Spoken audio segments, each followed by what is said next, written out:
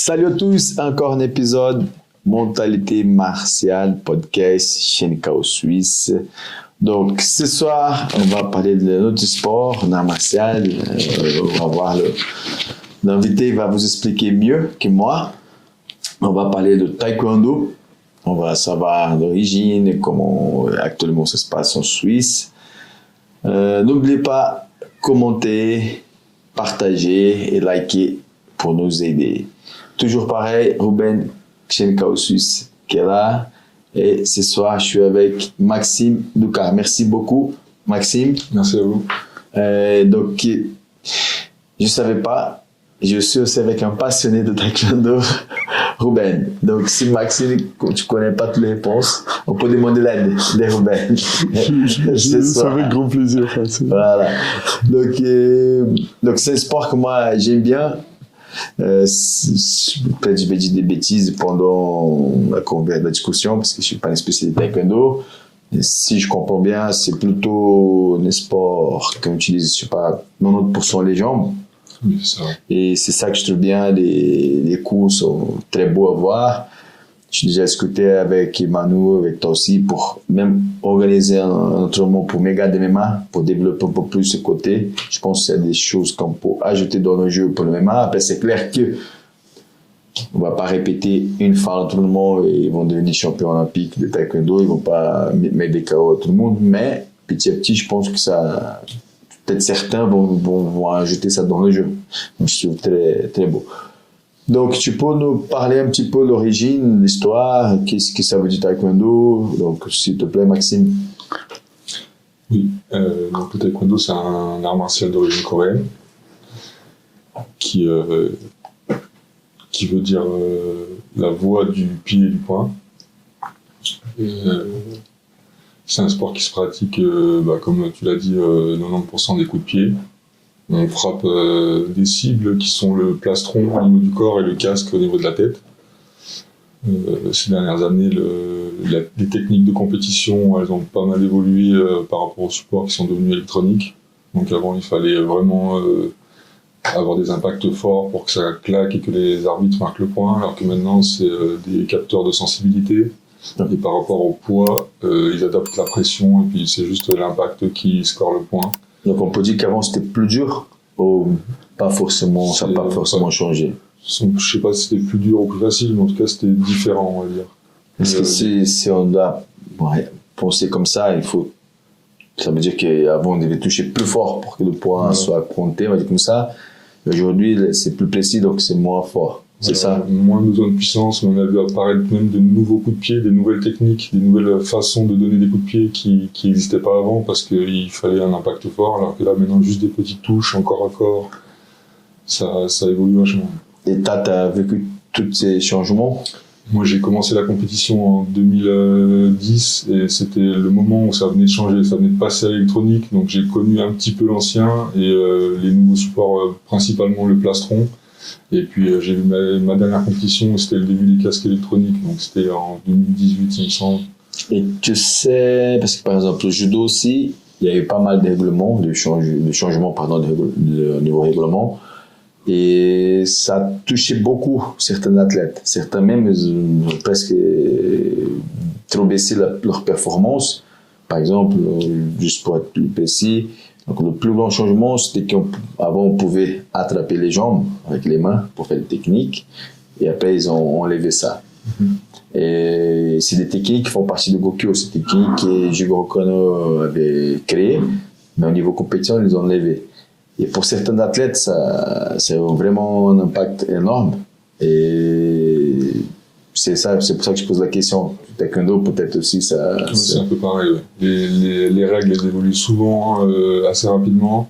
Et ça peut changer d'un an à 2 ans. Il y a beaucoup de règles qui changent au niveau comptabilisation des points, les rounds. Là, depuis 2 ans maintenant, à 12 points d'écart, le round il s'arrête. Et on gagne le combat. Et si le compétiteur il gagne 2 rounds, le combat est terminé. Si c'est pas une demi ou une finale. Ok. Donc avant il fallait 2 rounds gagnants. Ok. Donc comment ça se passe le combat? C'est combien de rounds et combien de temps? Si tu peux me parler un peu déjà de ce côté règlement, déjà par rapport à ça. Ça dure 2 minutes. Le round, c'est de 2 minutes. C'est des combats de 3 rounds. Un round 2 minutes, ok. Donc, il faut en gagner 2. Et combien de pauses entre 1 minute 30 de pause entre chaque round. Donc, ça, si le combat va jusqu'au bout, ça fait 6 minutes de combat. C'est ça.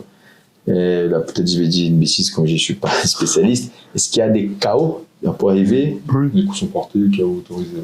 KO complet, on va dire, l'autre ne peut pas continuer, il est temps. Ou des fois, des KO techniques aussi où l'arbitre décide d'arrêter. Il y a des deux possibilités, par exemple, soit, je ne sais pas, un coup de pied tomber, c'est finito. Ou peut-être que l'arbitre voit que l'autre déjà n'arrive plus à continuer, il a besoin d'arrêter le combat. KO technique. Il le compte jusqu'à 10. Ah, ça, il compte aussi. Il compte jusqu'à 10. Et si c'est un peu comme la boxe. Voilà. Après, il y a la possibilité aussi que si le coach il voit que son élève il est en difficulté, il peut jeter l'éponge pour abandonner. Il abandonne à sa place, en fait. S'il jette l'éponge, parce qu'on est obligé, quand on arrive en compétition, il y a une liste de matériel avec toutes les protections, protège-dents et tout ce qui s'ensuit, mais on doit aussi avoir une bouteille d'eau et une serviette, c'est obligatoire. Et le coach, il peut à tout moment jeter la serviette. Ah, c'est comme la boxe, comme le MMA aussi. Ah, ok, ça je ne le savais pas. Mais bon, oui, les coups sont portés, donc c'est les coups de poing, c'est uniquement dans le plastron, et les coups de pied, c'est plastron et casque. Et on peut donner 100% de puissance, et puis c'est vrai qu'un coup de pied retourne au visage, en général, si ça touche au bon moment, c'est... Avec son casque, ça... Avec son casque. Ouais, au moment dans le tchag, ça peut être fatal.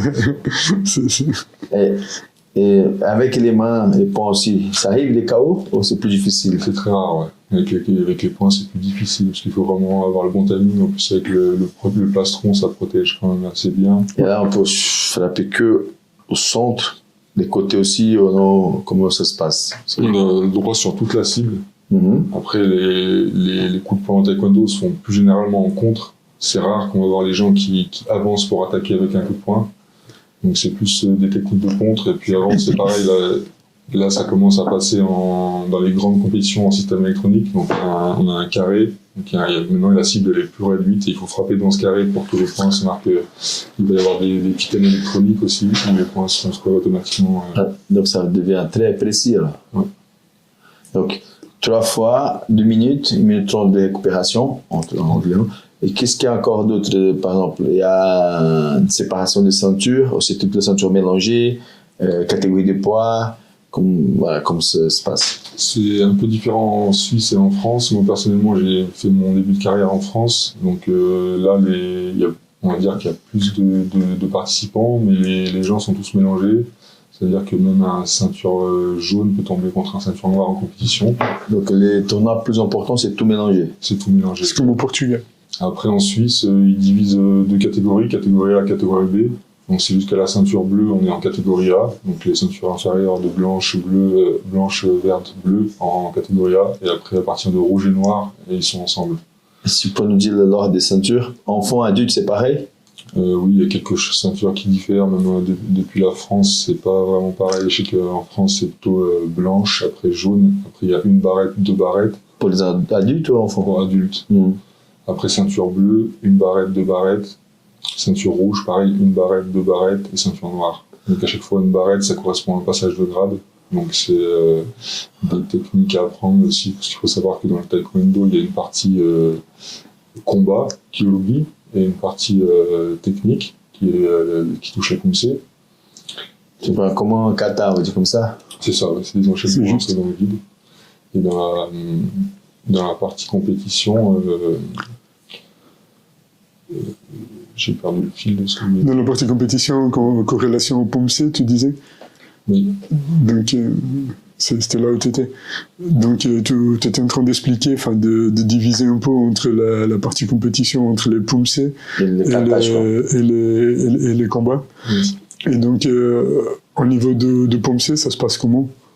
Les Pomse, c'est pareil, il y a des compétitions de Pomse aussi, donc c'est un enchaînement qui peut se faire en simple ou en duo. Et on est noté sur la qualité d'exécution des techniques, le timing, la posture, sur toutes ces choses-là. C'est des choses que je n'ai pas trop pratiquées parce que j'étais plus axé sur le combat. Donc, et si j'ai bien compris, ça peut changer un peu certaines règles, l'ordre des ceintures aussi, d'un pays à l'autre. Oui, après le nombre de ceintures il est le même. Mais c'est ça que je voulais savoir. Donc, mais la fédération internationale, elle doit avoir un ordre. Oui. Et combien de temps ça prend pour être ceinture noire de taekwondo? Sinon, combien de temps dans chaque ceinture on passe? Et, et pour chaque ceinture, il y a des examens. C'est le club qui gère, il faut passer un examen à la fédération. Comment?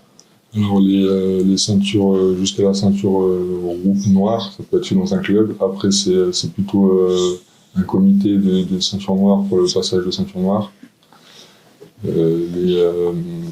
Pour avoir, donc jusqu'à la ceinture noire, tu peux faire au club. Passage dans le club. Ouais. Et après, c'est quand tu vas prendre des dan, des barrettes, je sais pas, quand tu es ceinture noire. Comment on dit ça en taekwondo? Des dan. Des dan.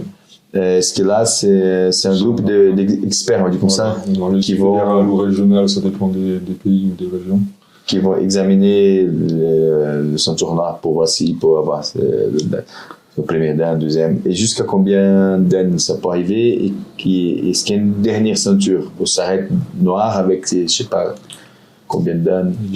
Après, ça dépend des clubs aussi, parce qu'il y a des clubs qui font jusqu'à 3 voire 4 passages par année. Il y a certains clubs, plus petits clubs, qui font un seul passage par année, donc ça dépend aussi de la structure dans laquelle on est. Mais en général, quelqu'un qui est assidu, qui peut faire 2 passages par an, environ 8 à 10 ans pour avoir sa ceinture noire. Et ça demande beaucoup de travail aussi pour la technique et pour les passages de grade, savoir un peu de lexique coréen, le nom des coups de pied, savoir compter. Donc ça demande un petit peu d'investissement. Ouais. Et tu as commencé à quel âge? À quel âge tu as commencé et pourquoi tu as commencé le taekwondo? J'ai commencé assez tard, j'avais 22 ans. Je jouais au basket à l'époque et puis c'est en m'amusant un jour sur un terrain de foot où je faisais des reprises de volée un peu à la Zlatan Ibrahimovic. Je faisais des passes avec un ballon de football américain et puis j'avais un ami, justement son père était DTN de la Fédération française de taekwondo. Et à cette époque-là, je me tâtais un peu, j'avais envie de faire des sports de combat, mais je savais pas trop lequel. Et puis là, il m'a parlé de taekwondo, il m'a dit qu'avec une capacité, je pourrais avoir des résultats rapidement. Et puis je me suis intéressé au sport, c'est vrai que ça m'a tout de suite assez plu. Et puis à l'époque, j'étais en France, j'habitais dans la ville où j'habitais, il n'y avait pas de club, donc je me suis déplacé à 1 heure de chez moi pour trouver une ville où il y avait un club de taekwondo. Donc, je me suis installé dans cette ville et j'ai commencé à pratiquer le taekwondo, puis vraiment dès que j'ai commencé, j'étais passionné. Ça accroche, hein? Ouais, j'ai raté aucun entraînement, j'étais... Ouais. Donc c'est intéressant, tu as dit tout à l'heure, c'est notre passionné de ce soir, c'est taekwondo, Ruben, qui m'a dit ça avant qu'on commence le podcast. Donc le jour, Ibrahimovic, Zlatan Ibrahimovic, ouais, c'est juste. Donc lui, il était ceinture noire. Il était ceinture noire et David Beckham aussi. Juste par curiosité, hein. Enfin, c'est des petites curiosités. Après le taekwondo, il a quand même beaucoup évolué. Je sais pas si tu me rejoins. Donc le taekwondo à la base c'était ITF, c'était International Taekwondo Federation. Mm-hmm. Et à l'époque il n'y avait pas tout cette électronique là.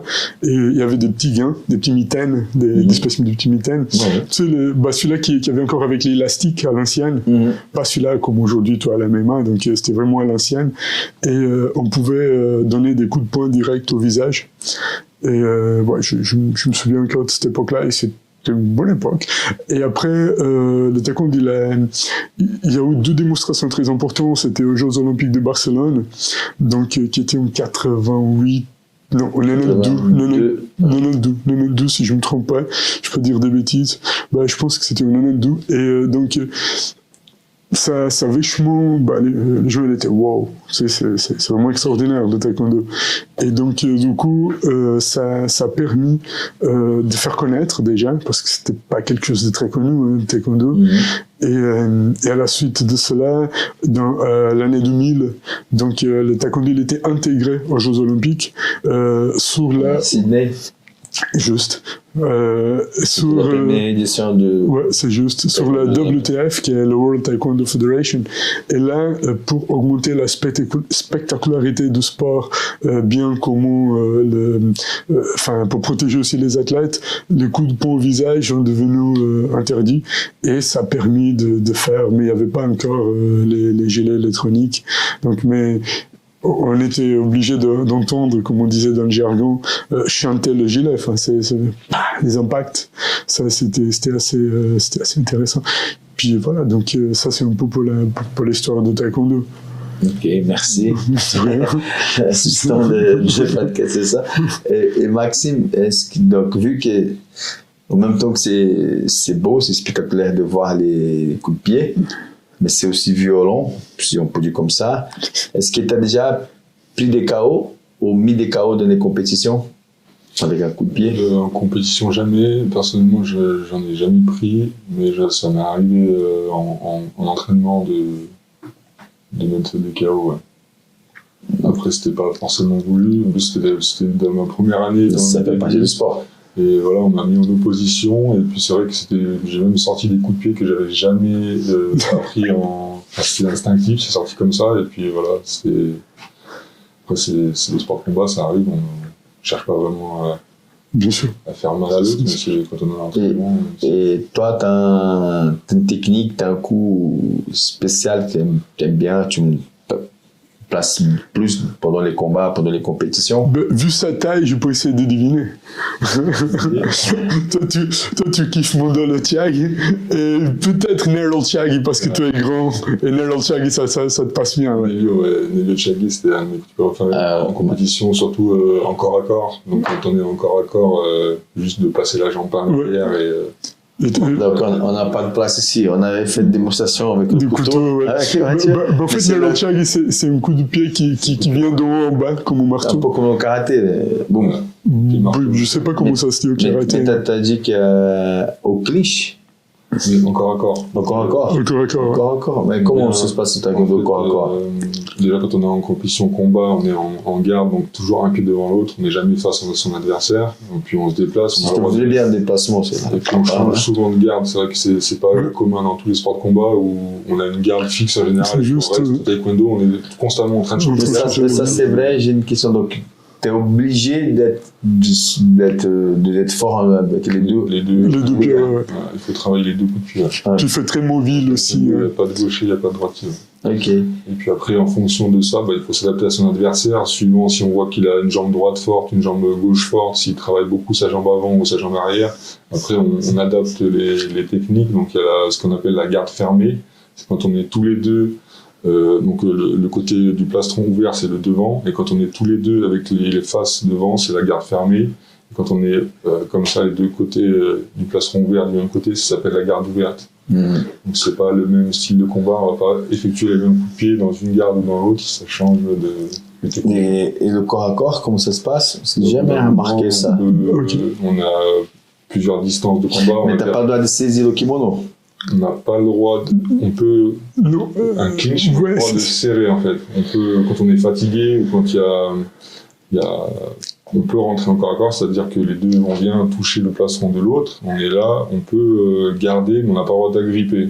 Et puis là, c'est soit après, on a le temps maintenant, depuis quelques temps, on a le droit de pousser, donc quand on est en corps à corps, on a le droit de pousser son adversaire et d'enchaîner un coup de pied, sauf si l'arbitre vient, il arrête le combat. Simplement pousser et se déplacer aussi? Oh non, vous êtes obligé de lâcher un coup. Non, corps à corps. On peut pousser, mais il faut lancer un coup d'un. Moi, j'ai envie de donner un exemple. Par exemple, tu es en train de gagner pour un point, il manque 10 secondes. Enfin, là, tu vas au contact parce que si tu es très proche de ton oppositeur, tu me corriges. Enfin, ça va empêcher qu'il te mette des coups de pied. Donc ça va pas faire des points. Donc du coup, tu vas rester ces 10 secondes-là pour un point qui peut te faire gagner le combat. Donc c'est très stratégique aussi le taekwondo, c'est beaucoup de réflexion. Pendant le combat, c'était d'accord. Enfin, j'ai vu, c'est un combat, des fois le gars qui est en train de gagner, il manque quelques secondes et il se déplace un peu.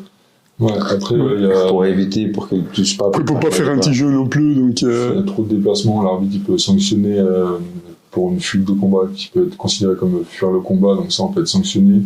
Après dans les compétitions c'est toujours il y a des sanctions, ça s'appelle des gamjang, donc ça évolue pas mal aussi, mais là il me semble que c'est au niveau de 5 gamjang, 5 pénalités. 5 pénalités, on est disqualifié en fait et le combat s'arrête. Ok, juste brésilien, c'est au but de la 4e.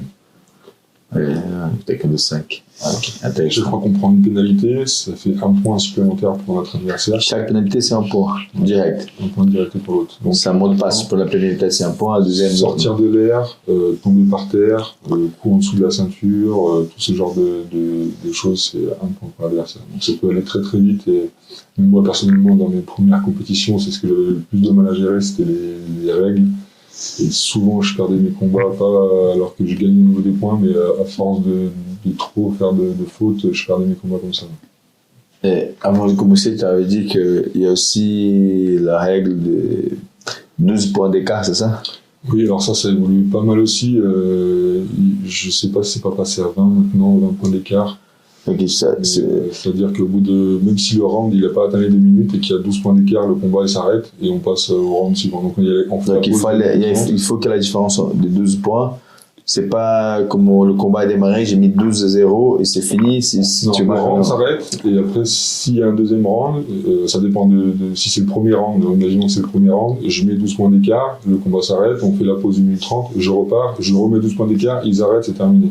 C'est 2 rounds gagnés. Ok, c'est pas 12 le points niveau, d'écart. en fait. Voilà. C'est 12 points d'écart, c'est pas 12.0, on va dire comme ça, non. Ouais, non. Si c'est 14-12, c'est 12 points d'écart. Voilà, c'est 12 points d'écart.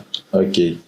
Donc, et c'est 3 fois 2 minutes. Donc, c'est le premier qui gagne 2 rounds, il a. Il faut savoir qu'en compétition, dans certaines compétitions, ça dépend aussi des catégories. On peut avoir jusqu'à 5 à 6 combats pendant une compétition dans une journée. Donc, c'est quand même assez intense. C'était combien le maximum que tu as déjà fait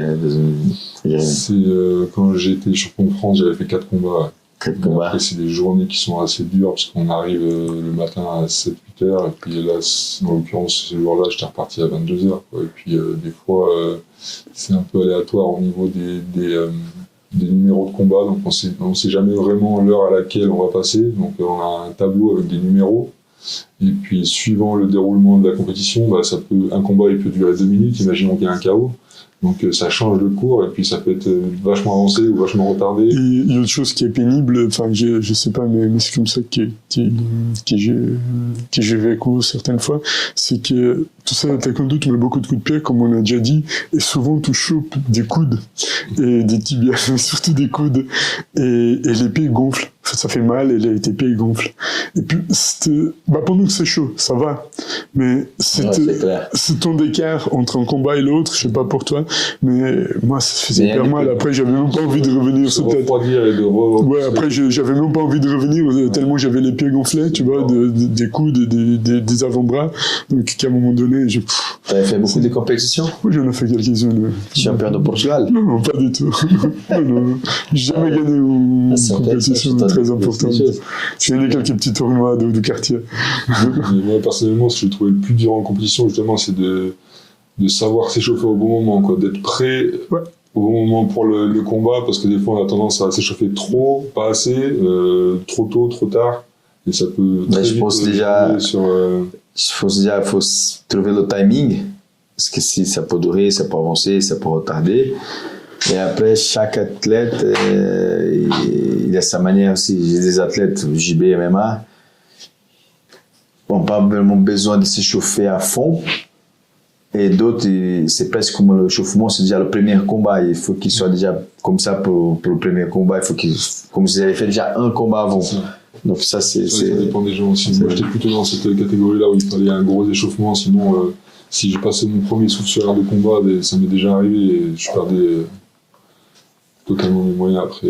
Même ça m'est déjà arrivé de trop m'étirer, que le combat avant moi il dure super longtemps, que ça aille au point nord et que je suis là en train de regarder le combat en grand écart et que j'arrive sur l'air de combat. Après, je suis vraiment tout détendu et je suis tout mou, quoi. Il n'y a plus d'explosivité. C'est des trucs qu'il faut faire très attention. Et comment ça se passe pour les catégories? J'ai demandé, mais après j'ai oublié l'idée. Les catégories, c'est des poids. Ça commence chez les hommes adultes, ça commence à moins de 54. Donc après, il y a moins de 58, moins de 63, moins de 68, moins de 74, moins de 80, moins de 87 et plus de 87. Donc ça monte un petit peu à chaque fois. Voilà, il y a presque 1 kilo d'écart. Et après, le truc aussi, c'est que moi j'étais dans la catégorie donc en plus de 87 et après c'est illimité. Tu peux tomber avec un gars. Quelqu'un qui fait 120 kilos. Mais il y a des gars comme ça, taekwondo, j'ai jamais vu beaucoup. Bien sûr. Ah ouais? Il y a un nouveau athlète, dominicain, je crois, l'FC, qui vient de taekwondo. Robéli d'Espagne. Je crois, c'est ça. Il est battu. Qui a fait du karaté contact aussi. Il est battu, je sais pas si c'est le même, mais je sais qu'il y a un nouveau gars qui vient de taekwondo de l'FC. Il a battu Gilbert Burns, un Brésilien qui a déjà fait pour la ceinture et tout. Il a combattu contre Ousmane. Et je crois qu'il a gagné le dernier combat. C'est un gars qui est en train de monter. Je ne sais pas si c'est un poids lourd. Non. Il combat 77 kilos en MMA. Mais là, sûrement, il doit avoir minimum 85 kilos, minimum off. Du coup, peut-être qu'il était pas devant, il est descendu, parce que les gars de MMA, ils descendent tous des catégories. Mais je sais pas. C'était un Cubain qui était. Je sais pas si c'était Cubain. C'est pas ce Cubain qui était banni. Qui était banni, pardon. Non, c'est pas lui. Non, mais tu vois de quoi je parle. Quel abruti. En fait, dans les Jeux Olympiques, il y a un Cubain. C'est les Jeux Olympiques, je ne me trompe pas. Ah, je crois que j'ai vu ça. C'est une histoire de sang, c'est ça. Il n'arrivait pas à arrêter. C'est passé, et puis il a frappé l'arbitre. Ouais, il a mis une Dolin à la tête, Dolin Chagui à la tête de l'arbitre, et puis voilà. Ça... À vie de la fédération, je crois. Ouais, c'est à vie. Enfin, et même dans son pays, il peut plus donner des cours. Enfin, c'est bien. Quels sont les pays plus forts actuellement au niveau compétition de taekwondo? Il y en a beaucoup, après ça dépend des athlètes aussi, mais il y a des en général, comme ça. En général, il y a l'Iran, la Corée, le sport du pays, l'Iran, Corée, Turquie. En Corée, si je me trompe pas, je pense que je me trompe pas, les élèves ils vont à l'école en dobuk. Tu sais, ils vont à l'école en dobuk, ils ont les leçons de mathématiques, voilà. Puis ils ont aussi le taekwondo, c'est quotidien. C'est une vie dédiée, enfin c'est toute une vie dédiée. Ils commencent assez jeunes et puis ils performent très tôt. Et puis après, à 25 ans, c'est rare qu'on voit des Coréens de 30 ans en compétition. Quoi. C'est ça aussi. Des combattants de plus de 30 ans. Est-ce que tu arrives à comprendre, parce que moi je comprends pas, mais est-ce que tu arrives à comprendre pourquoi est-ce que les athlètes de l'Iran, par exemple, qui est considéré un pays qui n'est pas très évolué en comparaison avec la Suisse, par exemple, comme ils performent plus, est-ce que tu trouves une raison plausible pour ça ou peut-être pas? C'est culturel, je pense. Il y a les structures qui sont là, et puis je pense qu'il joue beaucoup, c'est l'investissement que l'État met dans le sport, dans les sports, quoi, parce que après, c'est vrai que si des gens qui vont faire des résultats, ils ont quand même une reconnaissance derrière et c'est culturel, c'est comme les judokas en Géorgie, de pays comme ça, tu changes complètement la vie, même ta famille. C'est ça. Si tu deviens champion olympique, champion du monde, et après c'est la culture, je pense que je pense qu'ici en Suisse, on fait le nécessaire pour je pense pas. Pour se donner les moyens. Enfin, ok, on a eu quand même de bons résultats, on a en 2024, mais est-ce que tu penses que la fédération suisse, elle investit suffisamment dans... Je pense pas qu'elle investit suffisamment. Après, c'est peut-être par rapport aussi au faible nombre d'adhérents, parce qu'il n'y a pas vraiment il me semble que c'est 2 à 3 000 adhérents, non, je ne vais pas dire de bêtises, mais... Je sais pas, je n'ai pas trouvé des chiffres concernant... Vraiment énormément de pratiquants, donc c'est peut-être aussi en rapport à ça. D'accord, ouais. Est-ce qu'il y a des tournois, il y a le championnat suisse, ça doit être le plus important, mais est-ce qu'il y a d'autres tournois aussi assez importants en Suisse, sinon combien de tournois par année existent en Suisse, de taekwondo? Ça commence un peu à se développer. Moi, quand je suis arrivé il y a une dizaine d'années, c'est vrai qu'il y avait le championnat suisse et puis il y avait un voire 2 Open par an, en Suisse même, je parle, mais depuis 2-3 ans, là, il y a des montées en puissance de clubs notamment le club de Krasniki, le club de Yachafouz, il y en a un autre, j'ai perdu leur nom. Mais ils se développent beaucoup, ils font venir des athlètes étrangers pour faire des stages, il y a de plus en plus de compétitions. Là, cette année, on doit être à 5-6 Open, des Open internationaux. C'est pas mal. C'est un peu à se développer. Puis ce qu'il ne faut pas non plus oublier, c'est que le taekwondo, donc la première école en Suisse romande, c'était en Lausanne, et c'était en 1983. Donc il y a 42 ans. Donc c'est pas très vieux comme, enfin c'est vieux l'art martial en soi, mais en Suisse c'était en 1974 que ça s'est développé par Maître Kim, et d'où les écoles Kim un peu partout. Et du coup, la première, c'était aussi une école Kim d'ailleurs, dans la Suisse romande, c'était à Lausanne et c'était en 1983. Donc ça te fait comprendre à peu près que c'est pas si ancien que ça, quoi. Enfin, c'est sûr. Voilà, donc oui. Et après, plus tard, on a créé la AST, c'est l'association suisse de taekwondo, et ça c'était déjà, enfin ça c'était un peu avant, c'est en 1976. Donc tout d'abord il y a eu la première école qui était à Berne de King Musong, donc c'était la première école de taekwondo en Suisse officielle. Après, à la suite, donc, ils ont créé en 1976 la Fédération suisse de taekwondo, et ça arrive en Suisse romande en 1983. Donc, il faut voir qu'il y a un parcours à faire, donc c'est normal qu'il n'y a pas autant de compétitions et que voilà, ça se perd un peu dans le temps, mais ça viendra. Enfin, je suis persuadé que le taekwondo, il a encore beaucoup à donner à la Suisse. Et par exemple en Italie, c'est très développé, hein. Enfin, je sais pas si t'es d'accord. Et en France, tu trouves que c'est aussi parce que t'es un passé comme un combattant français. Donc pour toi, ça se passe comment en France? Je voulais savoir la différence entre la France et la Suisse. Et si tu peux aussi nous parler de tes titres que tu as eu en France et en Suisse. La différence entre la France et la Suisse, principalement, c'est le nombre d'adhérents. C'est un plus grand pays, il y a plus d'adhérents, donc il y a plus de structures, plus de clubs, des structures nationales aussi, tandis qu'en Suisse, il n'y a plus de pôle national pour l'équipe, pour entraînement pour l'équipe suisse. Donc c'est ça, c'est des clubs qui ont pris ça en charge, et puis ça se fait dans des clubs quand il y a des rassemblements de l'équipe suisse. Alors qu'en France, il y a vraiment un pôle pour l'élite à l'INSEP. Ils ont de bons résultats, les Français, international. Ça va. Ouais. C'est Pascal Gentil, c'est ça? Pascal Gentil à l'époque. Pascal Gentil qui a vraiment porté la France il y a un moment. Après, moi, ce que je trouve, c'est qu'il y a un manque les gens ne connaissent pas trop parce que c'est pas trop diffusé. Et puis même quand il y a des grosses compétitions, championnats du monde, Jeux Olympiques, c'est toujours compliqué de trouver un combat, même si on veut suivre.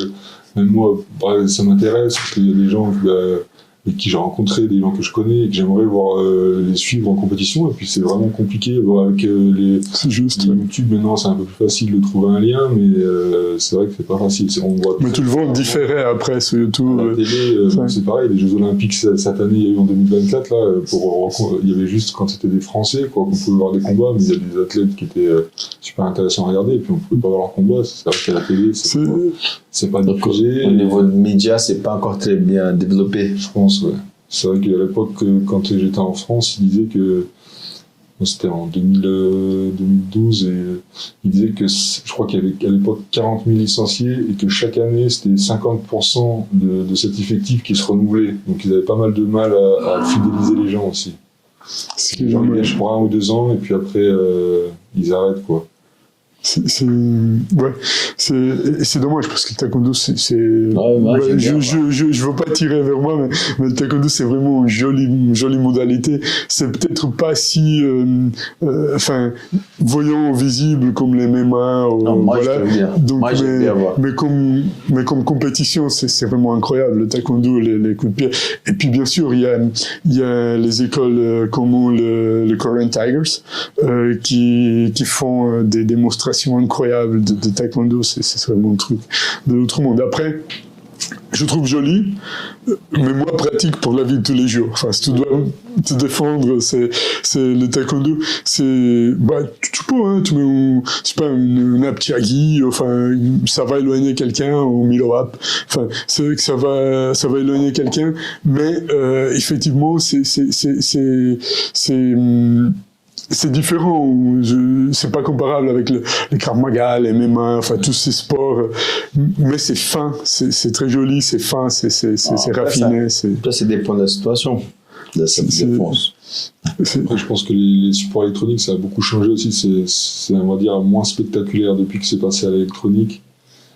Et voilà, c'est vrai que même moi, je me suis déjà ennuyé en regardant des combats. C'est vrai que les gens, ils sont là, ils se regardent, ils se déplacent. C'est vraiment, quand ça arrive à un certain niveau, après, voilà, tout le monde est à peu près au même niveau. C'est des petits détails qui font la différence. Et puis, voilà, c'est vrai que ça peut être des fois, là, un peu moins maintenant, parce qu'ils ont vraiment travaillé là-dessus pour changer les règles, pour que ce soit plus dynamique.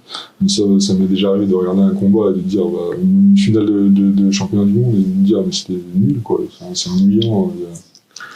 Il y a un site brésilien qui s'appelle Taekwondo Novaia. Ça veut dire taekwondo dans les veines, c'est brésilien.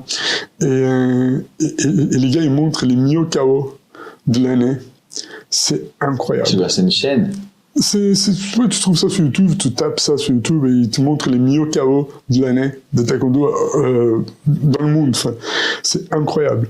Et souvent, c'est même pas dans les... Bon, il y a les Jeux Olympiques, il y a les mythiques grecs qui a pris un tuichagi, que tu vois vraiment la cervicale. Un tuichagi, c'est un coup de pied retourné, mais direct. Enfin, il y a pas le mouvement de rotation, c'est direct, tu me corriges. Donc, et puis tu vois vraiment la tête, parce qu'il le prend entre les casques, enfin, et tu vois vraiment la tête qui vient comme ça en arrière, comme le coup de lapin. Ouais, c'est comme le coup de lapin, et vraiment, tu vois les gars qui...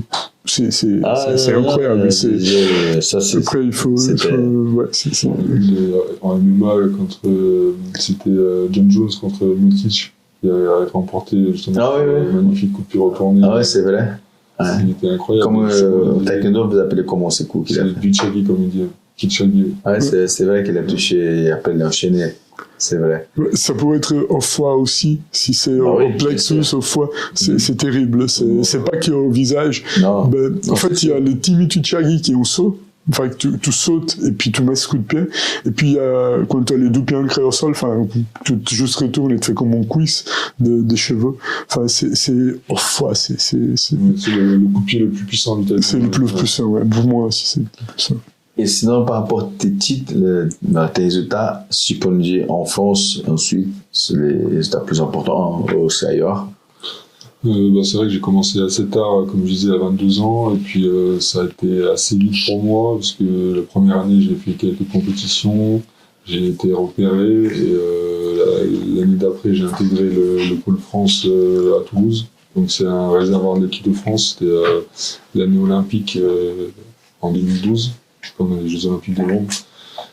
Et l'année d'après, j'étais champion de France des poids lourds en plus de 87 kilos. Et ensuite, c'était le moment où j'ai commencé à venir travailler en Suisse. Et donc après, je me suis installé en Suisse et j'étais champion de Suisse en 2014. Après, j'ai fait quelques compétitions internationales avec l'équipe de France, mais j'ai pas eu vraiment de résultats. Et tu fais encore la compétition? Non, je fais plus de compétition depuis quelques temps. Je fais un petit peu de gymnastique court, mais sinon, je pratique. Est-ce qu'ils t'entraînent des athlètes qui font ou de la compétition? Oui, justement, on était en compétition à l'Open Krasniki la semaine dernière. C'est une compétition internationale, c'est la deuxième année qu'il réalise cet Open, et c'est vraiment une très belle organisation, c'était super intéressant. Ça fait venir un peu il y avait vraiment du beau monde, il y avait un Marocain, champion du monde, il y avait vraiment des très bons compétiteurs. J'ai vu aussi que dans votre école, de temps en temps, il y a les teams suisses qui viennent pour s'entraîner. Peut-être tu pourrais nous en parler un peu de ça. Il y a déjà eu la team technique qui est venue. Après, là récemment, on a monté le pôle suisse roman. Donc c'est en train de se mettre en place. On a déjà fait 1 ou 2 entraînements avec. Donc le but, c'est de réunir les meilleurs athlètes de la Suisse romande et de faire un entraînement en commun tous les mois environ. Et c'est les coachs de club, c'est les coachs de la fédération, comment ça se passe, qui s'en occupent quand il y a un rassemblement? Il y a un entraîneur de la fédération justement qui a contacté des entraîneurs de club et on essaye de tous se mettre en contact pour créer un peu cette dynamique, pour faire évoluer la chose. Parce que c'est vrai que quand on est compétiteur, la chose la plus dure c'est de trouver des oppositions. Mais t'as pas forcément dans notre club des gens du même poids. Moi personnellement, quand je faisais de la compétition, c'était vraiment très compliqué parce que les gens qui pratiquent le taekwondo, il n'y en a pas des millions. Et surtout dans notre catégorie, en poids lourd c'est très rare aussi, donc c'est dur de trouver de l'opposition pour mettre en œuvre ce qu'on apprend à l'entraînement. C'est pas toujours évident, il faut toujours se déplacer, il faut aller loin. Et le taekwondo, donc je parle de ça, par exemple, j'ai dit toujours ça à mes élèves pour le jiu-jitsu brésilien, je dis qu'on pratique un sport qui est très intelligent. Ça veut dire qu'un gars de 100 kg, il peut tourner avec une fille qui a 50 kg. Il faut juste qu'il s'adapte par rapport à la fille. Et j'ai la force, voilà, c'est une différence technique aussi. Je suis plus fort techniquement que mon partenaire pendant le combat, le sparring. Donc je m'adapte, je vais peut-être laisser lui prendre des positions d'avantage pour que j'essaie de travailler ma défense. Donc on peut toujours s'adapter. Et au taekwondo, c'est faisable ça aussi. Donc si tu vas t'entraîner, donc combien ta taille, combien tu mesures par exemple de taille? Je fais 1m98. Donc si tu vas t'entraîner, faire un petit combat avec un gars qui est 1m70, on va dire comme ça, vous avez le même niveau, est-ce que c'est possible de s'adapter aussi ou ça va être très très dur pour le gars de te toucher? Comment ça se passe? Ça dépend de sa souplesse, mais je me suis déjà fait toucher par des gens qui sont beaucoup plus petits que moi. Après, c'est... Bon, après, il faut quand même être logique et se dire que quand t'es 1m98 et que t'as des jambes de 2m20, ça, et tu le sais très bien. Donc tu vas travailler dans la distance et puis c'est très difficile. Donc, ça va être moi, je trouve que c'est difficile. Le plus petit doit casser la distance pour pouvoir. Voilà, c'est un peu logique, mais c'est comme ça. Hein. C'est ça. C'est dur. C'est dur. Ouais, des gars comme lui, c'est très dur.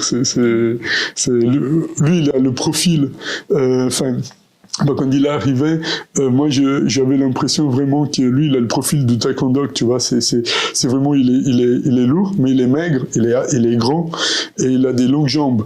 Donc, il a le profil idéal pour la modalité en question. Enfin, la souplesse aussi, ça, je vais pas pouvoir quand t'as rentré, mais... Ça, je veux savoir. Donc, la souplesse est très, très importante pour taekwondo. Est-ce qu'il y a des gens qui sont pas très souples, qui arrivent, sont sortis quand même au niveau résultat? C'est obligé. La souplesse, c'est comme tout, ça se travaille. Donc, souvent mes élèves, si vous mais c'est obligé. Par exemple, JJB, ça aide beaucoup, mais t'es pas obligé d'être souple pour être fort en JJB. Ouais, après, et le taekwondo, c'est comme ça. C'est pas obligatoire, on va dire, mais il y a quand même un minimum prérequis. Je veux dire, si on n'arrive pas à lever sa jambe à hauteur du plastron, ça va être compliqué. Il faut que tu aies une bonne flexibilité quand même pour pouvoir. T'es obligé. De faire le double grand écart, mais à un minimum quand même pour pouvoir toucher au moins le plastron, quoi. Donc ça, c'est une partie très importante de l'entraînement. Oui. Et chez vous, donc t'es plus du côté professeur maintenant, Maxime, si j'ai bien compris. Est-ce qu'il y a des compétiteurs? Donc, aussi, je crois que oui. Et combien de fois ils s'entraînent pendant la semaine? Est-ce qu'ils font un travail mental, physique à côté? Comme ça se passe un peu les entraînements des athlètes de haut niveau pour le taekwondo?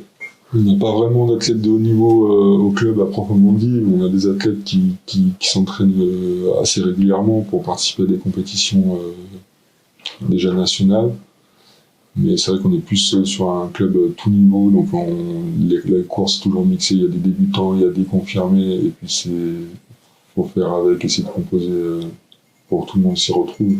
Et ces compétiteurs, ils s'entraînent combien de fois par semaine? Ils ont la possibilité jusqu'à 4 entraînements par semaine. Que taekwondo? Que taekwondo. Après, il y a 2 à 3 où c'est combat et 1 pour la technique. C'est vrai que ces derniers temps, on a un peu mis de côté la technique et on s'est plus axé sur le côté combat. Pourquoi? Parce que c'est ce que les gens préfèrent. Donc on essaie de s'adapter un peu aussi au public. C'est vrai que quand on donne des cours plus techniques, on voit que les gens ils sont moins intéressés. Bien sûr. Et, Après, ce qu'il faut savoir, c'est pour les examens, parce que comme tu l'as dit tout à l'heure, c'est obligatoire. et puis après, voilà, moi aussi, quand j'ai commencé, j'étais pareil, je pouvais pas... Tu faisais encore la tago qui chang. C'est quand on vieillit aussi, on prend de l'âge, et puis on s'intéresse plus aux techniques après. Voilà, c'est ce qu'on m'avait dit au début, j'y croyais pas, mais c'est vrai que... Bah, tout à l'heure, on a discuté en off, et puis je te parlais de Pierre, qui avait ce Jason Almaki qui était vraiment très puissant. En fait, c'est la défense avec l'avant-bras. Et lui, enfin, Pierre, c'était un Pierre. Enfin, c'était vraiment... Ben, peut-être même au niveau hauteur, enfin, peut-être un peu plus bas que toi, mais très solide. Puis, bah, quand on dit toucher vraiment, juste avec l'avant-bras, ça te cassait, quoi. Enfin, je sais pas si tu te souviens, mais c'était incroyable. Et comme Robin a dit tout à l'heure, en Corée, ça commence à l'école déjà, si j'ai bien compris, pour les enfants. C'est vrai. Mais en Europe, c'est à partir de quel âge que les enfants peuvent commencer, en tout cas chez vous, à partir de quel âge les enfants... Chez nous, on prend à partir de 6 ans, voire 5, après ça dépend des enfants, mais ouais, environ 5-6 ans. Et quelles sont les particularités de l'entraînement pour un enfant, pour le taekwondo? Le judo, je connais, JB, grappling, même MMA. Karaté, j'ai déjà vu aussi pas mal d'entraînements, parce que j'ai donné des cours avant dans un club qui avait de karaté, donc j'ai vu aussi pas mal des entraînements. Mais taekwondo, quels sont les points clés pour l'entraînement pour un enfant? Vu qu'il y a déjà le contact, comment ça se passe pour gérer ça? Par exemple, JJB, on est tout petit, on n'apprend pas à définir les soumissions. C'est après 7-8 ans qu'on commence à travailler. Et le taekwondo, est-ce qu'il y a des particularités? Est-ce que tu donnes déjà des cours aussi pour les enfants ou pas? Je ne sais pas ce que je fais en général, mais ça m'est déjà arrivé de le faire. Même j'avais fait une fois dans une école à côté de Balexer pendant une semaine, là, où je donnais des cours aux enfants. Après, ça dépend des âges, mais à partir de 5-6 ans, on peut commencer à faire des touches, frapper sur des cibles. Donc déjà, on frappe sur des power rackets. Et puis après, en opposition, on peut commencer même à mettre un plastron et puis commencer à les faire toucher le plastron, en déplacement. Il n'y a pas de frappe à la tête jusqu'à minime, je crois, il me semble, c'est minime. Donc, puis même quand ils commencent à frapper la tête, ils ont un casque à bulles, donc il y a une visière qui protège le visage. Donc c'est différent du casque des adultes. Voilà. C'est plus écologique. De 16 ans, ils peuvent commencer à avoir un casque ouvert. Ils sont quand même assez bien protégés. Et au taekwondo, est-ce qu'il y a une ceinture de laquelle quelqu'un peut devenir professeur ou pour commencer instructeur, pour donner des cours? Est-ce qu'il y a ceinture minimum, je sais pas, c'est obligé que le professeur soit en ceinture noire ou à partir de quelle ceinture? L'âge aussi compte, comment ça se passe un peu? En Suisse, il n'y a pas vraiment de prérequis, je crois. Je ne sais même pas si c'est obligatoire d'être ceinture noire. Il n'y a même pas besoin de diplôme, je sais. Je pense pas. Enfin, en Suisse, c'est encore un peu libéral. Après, c'est une question de déontologie. L'athlète plus gradé, il commence le cours, par exemple. Imagine, tu es en retard, c'est toi le maître. Non, mais c'est pas de ça. Je parle d'un prof qui va s'occuper toute la saison. Est-ce qu'il y a une ceinture minimum pour donner ses cours? Pour les enfants, pour les adultes, c'est différent. C'est ça, c'est pas vraiment... Il n'y a pas vraiment en Suisse. En France, par exemple. En France, je pense qu'il faut être même à partir de ceinture bleue, ceinture rouge, quand on a déjà quelques années de pratique. Mais il faut des diplômes en France. Moi, j'avais passé un CQP assistant professeur d'arts martiaux. Donc, j'avais la possibilité d'assister à un professeur, mais je ne pouvais pas donner un cours tout seul encore. Parce que quand je suis arrivé en Suisse, j'ai pu donner des cours en étant seul. Donc, c'est un peu la différence. Mais donc, du coup, c'est un peu plus libéral aussi, on va dire. Mais est-ce que tu penses, selon ton point de vue, tu penses que la fédération suisse devrait plus réglementer ça pour protéger aussi le sport lui-même? Surtout les pratiquants. Le pratiquant et aussi la modalité, parce que c'est aussi une question d'accréditation, de pouvoir faire, tu vois. Qu'est-ce que tu en penses? Que ça devrait être comme en France ou ça va bien comme ça? Moi, je trouve que le système il est bien comme ça. Après, il faut aussi faire la part des choses entre la technique et le combat. C'est vrai que de plus en plus, la partie... mais moi, je le vois dans nos cours, la partie combat, elle est de plus en plus développée et on délaisse un peu ce côté martial et Et ouais, des fois, c'est un peu gênant, on va dire, parce que moi, c'est un art martial, c'est quand même réglementé. Il y a un code, une éthique, et c'est vrai que ce côté, des fois, il est un peu mis à part pour privilégier la partie combat. On voit certains entraînements où on met pas la tenue traditionnelle, on s'entraîne en short et t-shirt pour les parties compétiteurs. Pourquoi? C'est une facilité, parce qu'après, quand on commence à s'entraîner une fois par jour, enfin 2 fois par jour, c'est voilà, avoir une tenue. Taekwondo, ça coûte cher. Ça coûte cher. Comment on va dire comme ça? Comment s'appelle le kimono de taekwondo? On va dire comme ça. C'est le dobok. Dobok. Et ça coûte environ combien? On est aux alentours de, si on va à quelque chose pour la compétition au combat, un peu des, on est aux alentours de 200 francs. Ouais. 200 francs. Ouais. Ok. Si tu as besoin de. Mais ça, c'est des marques européennes, ça vient de la Corée. Beaucoup de marques coréennes, il y a de Daido, après il y a des. Daido, Adidas aussi, c'est bien, ouais. Ouais. Moi, j'aime beaucoup Daido, parce que c'est anti-transpirant, machin, etc. Mais après, ouais. Ils font tous à peu près la même gamme maintenant. Ouais, aujourd'hui, ouais, c'est. Quand ils disent 200 francs, c'est que le. Comment on appelle? Que le dobok. Le dobok, ouais. Sans compter la ceinture, avec la ceinture aussi. Sans compter les protèges tibiales, les ceintures, les casques. La compétition, ouais, c'est quand même un petit investissement au niveau. Pour finir, ça devient plus cher que le kimono du JB alors. Ah oui, parce que ça, c'est que du bok. C'est que le dobok, ça. Après, il y a la ceinture, il y a les protections, tout ça. Il y a donc des pitaines électroniques maintenant.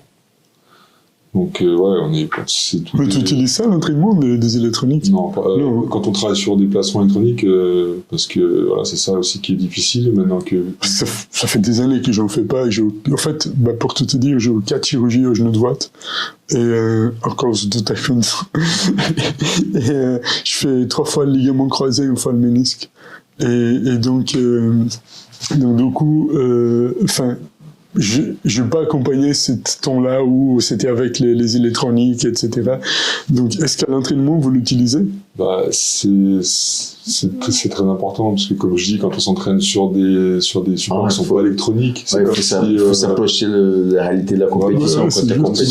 Un basketteur, il s'entraînait à jeter son ballon sans le panier, et puis il ne sait pas si son ballon il rentre dans le cercle, en fait. Et puis là, c'est pareil, ils mettent des coups de pied et ils ne savent pas si leur point il rentre. Donc, si tu dois acheter le matériel complet, ça arrive à combien? Avec tout.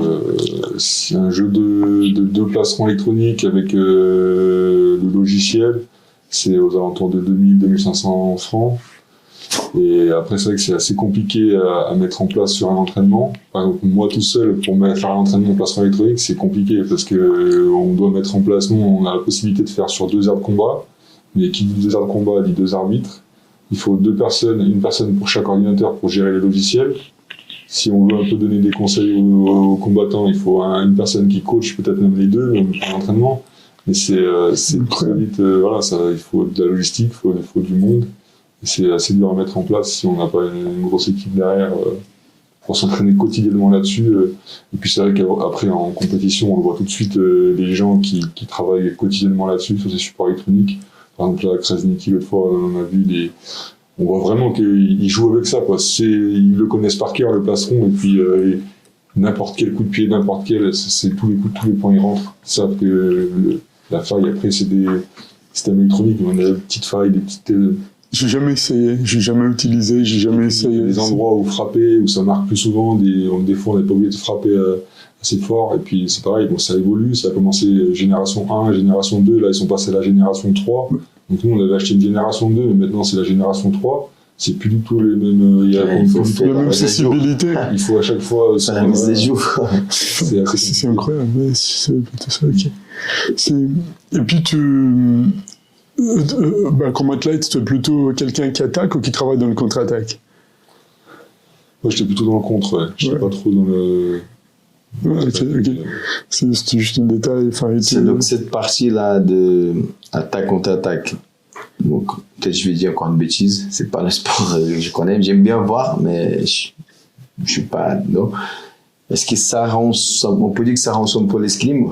Oh, rien à Oui, voir. c'est souvent comparé à l'escrime. C'est de déplacement, de touche. Je ne savais pas, j'ai fait une Enfin, bonne comparaison. lui, il est le gars qui va ouvrir la garde. Lui, il va baisser les bras, il va ouvrir la garde, il va te montrer son plastron, il va te demander Quand de tu vas mettre essayer, un coup il va de te pied. toucher. Lui, il va demander que tu mets un pandal shaggy, par exemple. C'est un coup de pied basique de taekwondo. Ta ceinture noire. Et du coup, après, il va attendre calmement que le coup de pied il vienne, et là, il va être explosif, il va être très réactif. Donc, ce qu'il va faire, c'est qu'il va faire un dolly shaggy, ou il va faire un lateral shaggy, ou dans ton cas, ça sera peut-être un tweet shaggy, ou un down, parce que tu as des longues jambes, donc tu sais que ça va loin pour... T'as fait combien de temps? Je fais quelques années. Tu connais beaucoup. Je fais quelques années. Je fais pas grand-chose. Ouais, c'est bien. Non, mais je joue beaucoup de lésions. Hein. Enfin, je joue vraiment au taekwondo. Je suis passionné. Et à force d'autant aimer, d'autant venir m'entraîner, d'autant d'être là. Et déjà, je joue au 4 chirurgie au genou droit, je viens de te dire. Et puis quand j'ai arrêté, je veux tout de suite mon poids monter. C'était automatique. Tu sais, je perdais des kilos avec le plastron, il le sait autant mieux que moi. C'est t-shirt, dos book, plastron, et tu perds. Des entraînements cardio comme ça, tu perds 3 kilos à l'entraînement. Hein. Après, tu vas boire, tu récupères, mais tu perds 3 kilos facilement en entraînement. Okay. Et pour toi, Maxime, quels sont les bénéfices du taekwondo pour les pratiquants? Les bénéfices du taekwondo, ce serait... ça apporte de la confiance en soi, de savoir qu'on est capable de faire des choses qu'on n'aurait peut-être pas imaginées, une certaine rigueur, une discipline, essayer de chaque fois se dépasser soi-même, chaque coup de pied qu'on lance, essayer de faire en sorte qu'il soit meilleur que le précédent, en même temps essayer de s'auto-réguler, s'auto-corriger soi-même. Je pense que un peu comme tous les sports, mais plus près. Comme les arts martiaux. Voilà, c'est un peu j'ai fait l'école de la vie, on va dire, je fais exprès tout au long de... Je fais exprès de poser cette question, parce que c'est le but de ce final de podcast, c'est ce qu'on appelle mentalité martiale. Et je m'attendais déjà à cette réponse, mais c'est une belle réponse. Et surtout, comment tu as commencé, c'est la confiance. Il y a aussi une chose qui est très importante, je pense, des arts martiaux. Je pense tous les sports, mais je fais ma publicité. Je pense que les arts martiaux, un peu plus, c'est que les gens ils peuvent découvrir certaines choses qu'ils ont à l'intérieur qu'ils ne savaient pas. Et ça fait une grosse différence dans la vie des gens. Certaines capacités qu'ils n'ont jamais pensé qu'ils pouvaient avoir, et voilà, comme le dépassement, la confiance, la discipline. Enfin, puisqu'on parle de taekwondo, je ne peux pas m'empêcher de dire, le taekwondo a vraiment changé ma vie. Hein. J'habitais dans un quartier un peu movimenté, etc. Et puis, je suis venu faire de taekwondo, j'avais à peu près 6 ans, 7 ans. Enfin, je commençais à faire taekwondo à cet âge-là. Et ça a vraiment changé ma vie dans tous les sens, autant dans la discipline, l'estime de soi, tu sais, l'engagement. Si je venais pas m'entraîner c'était parce que j'étais malade. Et alors, je vais me permettre de dire, mon père, la punition la plus grande qu'il pouvait me donner, c'était 7 semaines, il n'y a pas de taekwondo. Et là, c'était ma punition. Je faisais une bêtise à l'école, comme tous les enfants, ou n'importe quoi. Et la punition pour moi, c'était 7 semaines, pas de taekwondo. Et là, je me sentais puni. Autre chose ne me punissait pas. Mais le fait de ne pas pouvoir venir au taekwondo, c'était une punition. Maxime, est-ce que tu peux nous parler aujourd'hui? Tu donnes des cours au Chimbodo au Grange Canal avec Manu. Est-ce qu'il y a d'autres aussi? Tu peux nous parler de l'équipe, comment ça se passe l'environnement là-bas? Je peux aussi parler de la philosophie. Quel est le but avec le taekwondo au Chimbodo au Grange Canal? Comment vous travaillez? Quels sont les buts des professeurs de club? On est déjà plusieurs professeurs, donc on va dire que sur les 4 cours qu'on propose dans la semaine, c'est 4 professeurs différents, donc on a chacun, on va dire, un jour qui nous est attitré. Et puis le but, c'est un peu de toucher le grand public, d'adapter le taekwondo pour qu'il corresponde à un maximum de gens. Et puis faire en sorte que chacun trouve son compte et s'y plaise et revienne. Parce que c'est un peu le but aussi, c'est de fidéliser les gens pour avoir de créer un noyau. Parce que c'est vrai que de s'entraîner tout seul, même quand on est 2-3, c'est pas du tout la même dynamique que quand on est une dizaine ou une quinzaine. Et puis ça change beaucoup. Là, on essaie vraiment de monter une petite team de compétiteurs qui s'entraînent régulièrement ensemble, qui partent ensemble en compétition, faire même des activités. Vous avez aussi des amateurs. Oui, bien sûr. Des gens qui viennent, des gens lambda qui viennent pour s'entraîner et pour apprendre une art martiale. Quand je dis team de compétition, c'est adultes, enfants, adolescents, c'est tout niveau. À partir dès qu'on voit que les gens sont motivés, qu'ils mettent un certain investissement et qu'ils ont envie de faire de la compétition, on leur propose. Donc, comme prof et toi, Manu, si tu peux encore dire les autres profs qui sont... Ça a pas mal changé ces derniers temps, mais il y a Abdoul aussi qui s'occupe de l'entraînement, et récemment il y a Hamdi qui nous a rejoint aussi. C'était des anciens compétiteurs aussi? Ou ils font encore la compétition? Abdoul, il fait encore de la compétition. Hamdi, il n'en avait pas fait depuis un petit moment, là il a repris à Krasniki il y a 15 jours là. Et ça faisait, je crois, 8 ans qu'il n'avait pas fait de compétition, donc c'est quand même assez dur de revenir après tant d'années de pause. Justement, j'aimerais te poser la question. Est-ce que tu penses que tu pourrais encore récompétir, tu pourrais encore compétir? Ça serait quelque chose qui te... C'est vrai que l'envie est toujours là. Quand on part sur une compétition, c'est toujours, on a l'âme de compétiteur qui est en nous, mais après ça, que ma vie personnelle, elle fait que pour l'instant, j'ai pas trop le temps de libérer du temps pour les entraînements. Mais après, peut-être pas refaire du haut niveau, mais peut-être de la compétition pour le plaisir. Des open, des choses plus simples pour... faire un ou deux petits combats. Après, c'est vrai que j'avais été pas mal déçu quand j'avais été champion de France, champion de Suisse 2014. Après, j'avais un peu mis de côté, j'avais arrêté la compétition. J'ai repris en 2018 et c'était pas une très bonne expérience. C'était le début des casques électroniques. J'avais fait les championnats région, je m'étais qualifié pour les championnats de France et puis j'avais pas continué parce que sur le premier combat, j'étais tombé contre un ceinture bleue, donc je suis allé doucement, je suis pas là pour massacrer les gens. Et au final, j'ai failli perdre le combat parce que le casque électronique il fonctionnait pas. À la fin de la vidéo, à la fin du combat, j'ai regardé la vidéo, j'avais touché 11 fois le casque.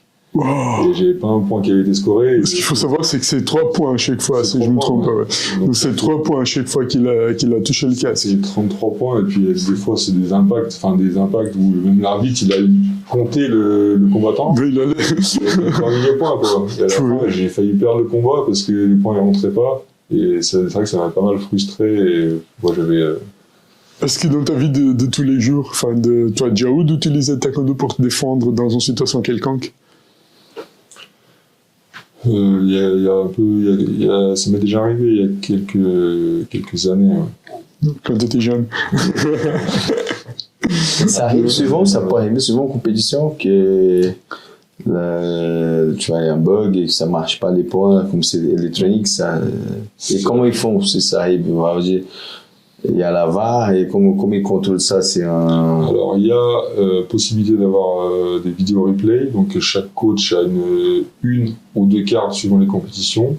Donc quand après il peut pas la demander pour n'importe quoi, c'est codifié. Et quand par exemple si on va dire j'estime que mon combattant il a touché le casque et que le point n'a pas scoré, je peux lever ma carte, donc ils arrêtent le combat, les combattants se retournent, ils lancent la vidéo, ils regardent, ils contrôlent.